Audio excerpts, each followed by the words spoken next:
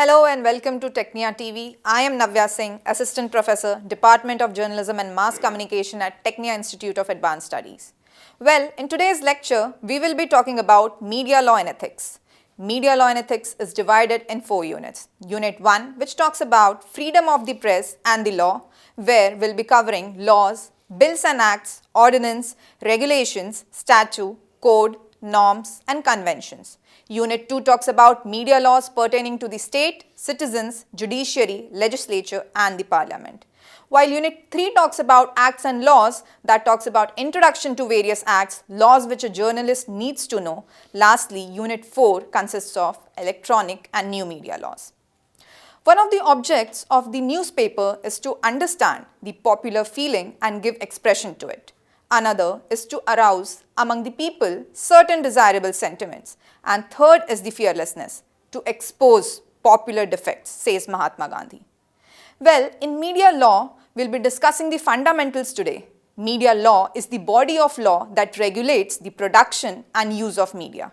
Media law can apply to a wide variety of media types, including broadcast television, internet, and print media. Media law practice encompasses all legal issues that may arise during the production or consumption of various forms of media. What can be written and aired is governed by media. Media is broadly classified into 5 parts in India. Number 1 talks about print media, in which more emphasis is given to newspapers.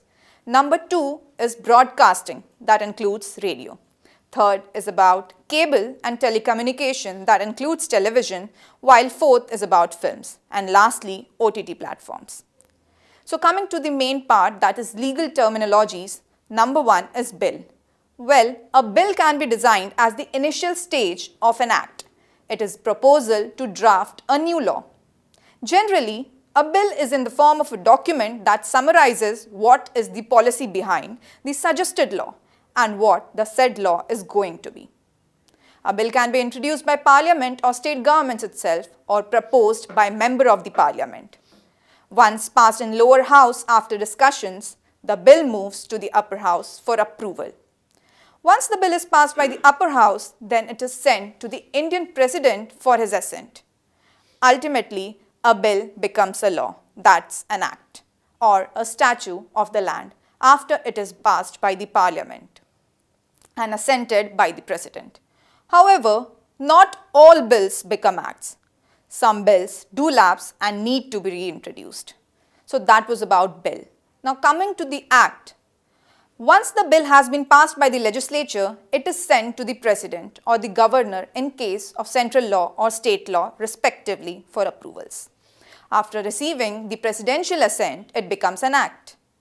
An act is a law that is made by the legislature, such as the Parliament or State Legislative Assembly. A law is passed by Parliament, while a bill is proposed legislation under the consideration by a legislature. Therefore, a bill is a draft and acts are law by the government. In this sense, a bill becomes an act when it is passed through the government. Now coming to the differences between the act and bill. Number 1, on the basis of definition, the act is a law passed by the Parliament, while a bill is a draft of a proposed law that is presented to the Parliament. Number 2, on the basis of name, an act is called a bill before it is approved by the Parliament, while a bill becomes an act after it is approved by the Parliament. Number 3, all acts were once bills, but not all bills become acts. And lastly, on the basis of function, act can create a new law or change an existing law. Bill can propose a new law or change an existing law.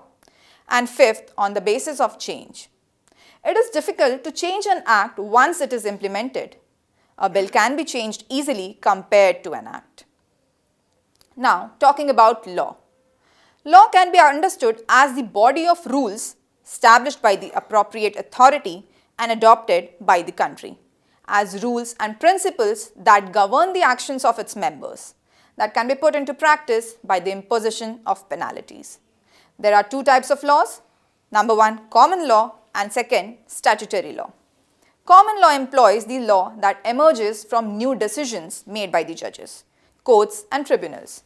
Statutory law can be defined as a system of principles and rules of law that is available in written form and laid down by the legislative body to govern the conduct of the citizens of the country.